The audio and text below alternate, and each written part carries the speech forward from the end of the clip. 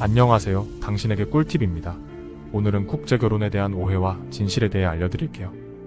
요즘 주위를 둘러보면 국제결혼으로 한국에서 살고 있는 외국인들 많이 보이실 겁니다. 한국 가정 중에서 약 2% 정도가 다문화 가정으로 한국에 거주하고 있습니다. 국제결혼 국가 중에는 베트남, 중국, 태국, 일본, 필리핀 순으로 많이 결혼했습니다. 한국인 여성과 외국인 남성의 결혼 같은 경우 미국, 중국, 캐나다, 일본, 호주 순으로 많이 결혼했습니다. 통계에서 나타나듯 한국인 남성과 외국인 여성의 결혼 같은 경우 동남아 여성이 압도적으로 많은 비중을 차지하는데, 그중 국제결혼 알선 회사를 통해서 결혼하시는 분들의 경우도 꽤 많다는 걸 알 수 있습니다.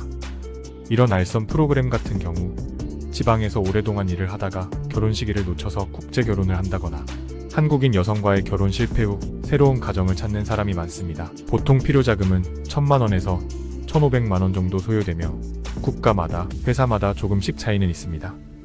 먼저 여성 프로필과 사진 등으로 먼저 접한 후 계약 후에 직접 해당 국가로 나가서 만나보고 결정하는 시스템입니다.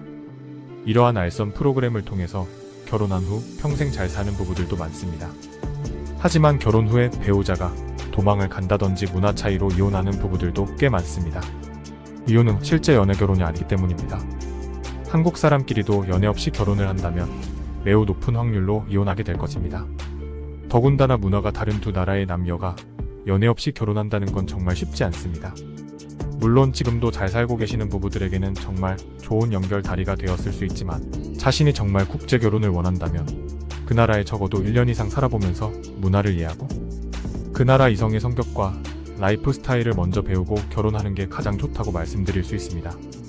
국제결혼은 나라마다 절차가 꽤 복잡하며 외국인 배우자와 한국에 결혼 비자를 받아서 들어오기 위해선 교육 이수나 수업 시간 등을 채워야 비자 발급을 받을 수 있는 경우도 많기 때문에 비용과 시간 모두 많이 소요되니 꼭 참고하시기 바랍니다.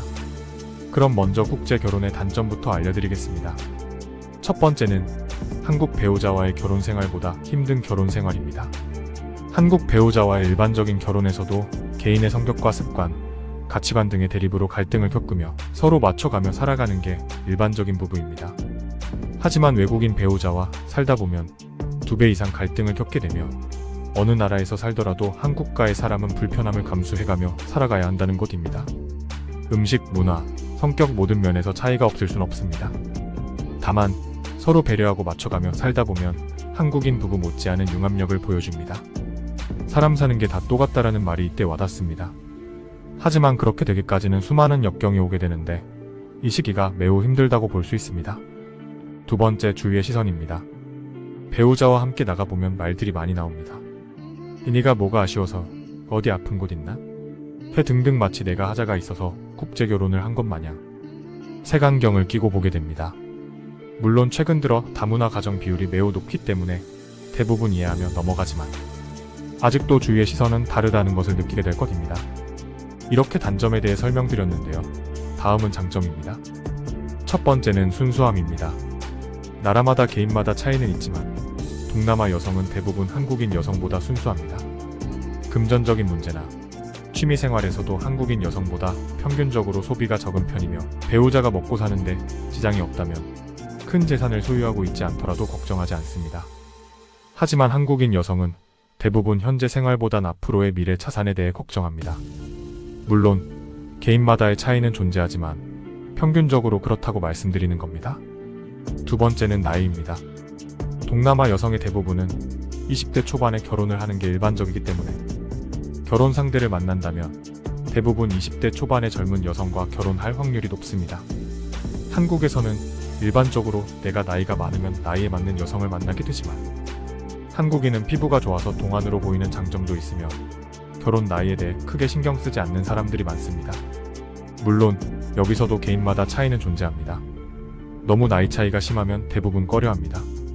한국 남성들이 흔히들 착각하는 한 가지가 내가 나이도 많고 못생겨도 젊고 예쁜 동남아 여성과 결혼할 수 있다라고 확신합니다.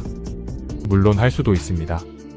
하지만 동남아 여성들도 한국 드라마에 나오는 남자 주인공과 결혼을 하고 싶어 합니다. 모두 다 그렇진 않아도 전 세계 어딜 가더라도 외모의 기준은 동일합니다. 여기까지 오늘은 국제결혼에 대해 알려드렸는데요. 만약 국제결혼을 생각하고 계시다면 다시 한번 꼭 생각해 보시고 결정하시기 바랍니다. 누군가에겐 최고의 결정이 될 수 있으며 누군가에겐 씻을 수 없는 악연이 될 수 있습니다.